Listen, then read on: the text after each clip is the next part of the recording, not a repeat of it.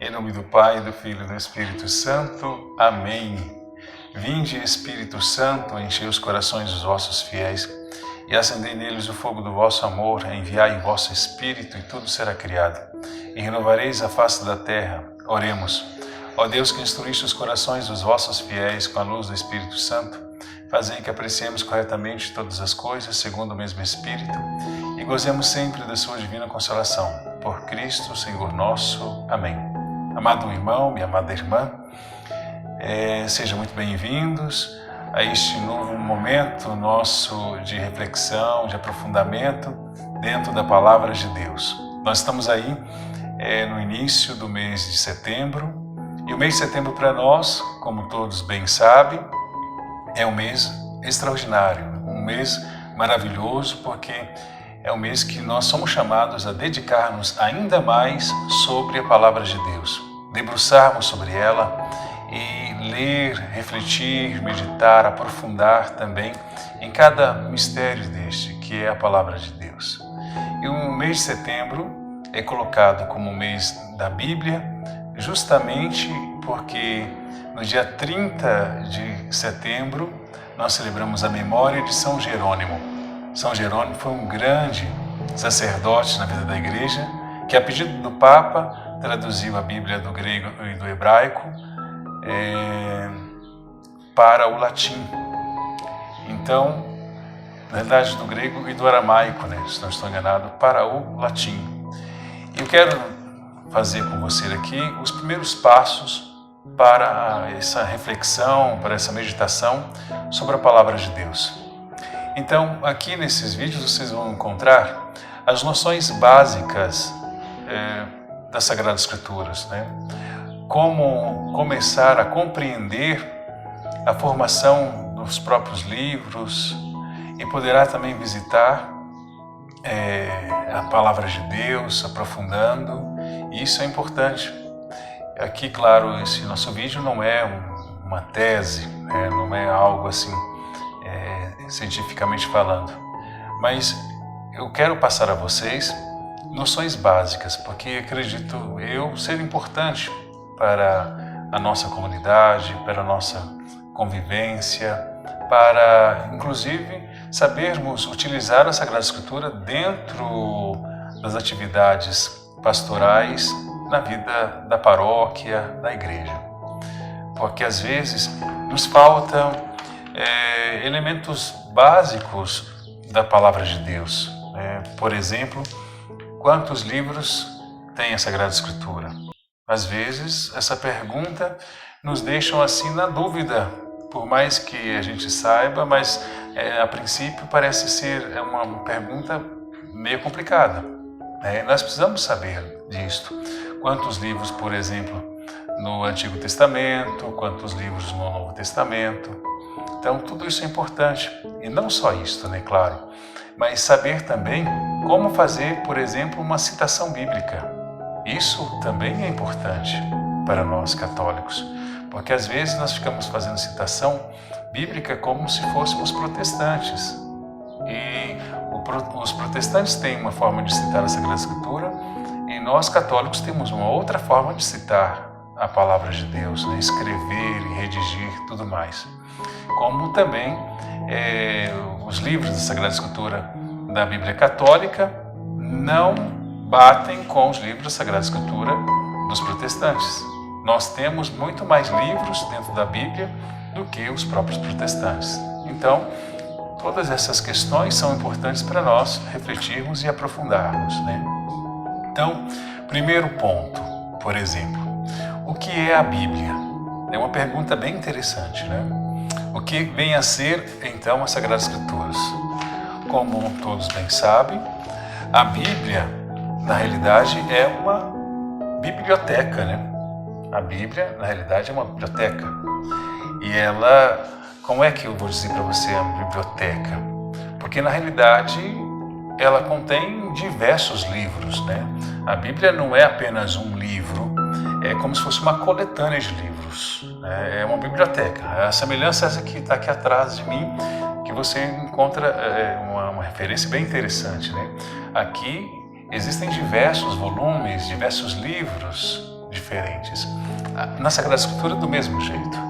E você vai encontrar na Sagrada Escritura, às vezes, os livros densos, né? Livros grandes mesmo. Mas às vezes você vai encontrar livros pequenininhos, como se fosse um bilhete, né? Uma página da Sagrada Escritura, por exemplo. Mas mesmo assim é chamado de livros, né? Caracterizado como livros da Sagrada Escritura. Então é isso que nós precisamos ver. Bom, do grego, né? A palavra Bíblia significa livrinhos, né? Ou pequenos livros, né? E como todos bem sabem, é uma coletânea, né? É uma coleção de livros diferentes, menores, maiores, entre si. Então isso é importante a gente ter já em mente. Bom, uma das perguntas que eu fiz já no início dessa nossa fala foi bem esta, né? Quantos livros contém a Sagrada Escritura? E a resposta nossa é bem clara, né? São 73 livros, num todo, na Sagrada Escritura. Nós temos 46 livros no Antigo Testamento e 27 livros no Novo Testamento. E eu digo a vocês algo que também é bem interessante. Quando eu falo de Novo e Antigo Testamento, o termo certo de nós usarmos quando formos falar da Sagrada Escritura é justamente nesse sentido. É Novo e Antigo Testamento, ou seja, vice-versa, né? Antigo Testamento, Novo Testamento. Porque há algumas pessoas que falam Primeiro Testamento, Segundo Testamento. Só que essa terminologia não é certa da gente usar, porque é como se tivesse o Terceiro Testamento, o Quarto Testamento, mas isso então não existe. Existem apenas o Antigo e o Novo Testamento. Então vocês já vão aprendendo e vão também trazendo para a vida de vocês toda essa questão aí dessas terminologias. Outra coisa que é interessante também da gente observar é o seguinte, que a Sagrada Escritura ela foi redigida praticamente, vamos dizer assim, para explicar duas palavras, que é uma pessoa, é Jesus Cristo. Toda a Sagrada Escritura ela foi trabalhada, refletida, para trazer a mensagem de Jesus nosso Senhor. Então, isso é bem claro e precisa ser bem claro para nós também. Mesmo alguns textos complexos do Antigo Testamento, é importante a gente ter isso em mente e isso ser para nós uma certeza, de forma bem tranquila. E lembro a vocês também, como vai dizer a segunda carta de São Paulo a Timóteo, que é bem interessante, que vai dizer para nós que toda a Sagrada Escritura é inspirada por Deus. Esse ser inspirada por Deus, é importante nós compreendermos que, de fato, o Espírito Santo é que soprou nos agiógrafos que foram escritores da Sagrada Escritura, mas é o próprio Deus que nos fala.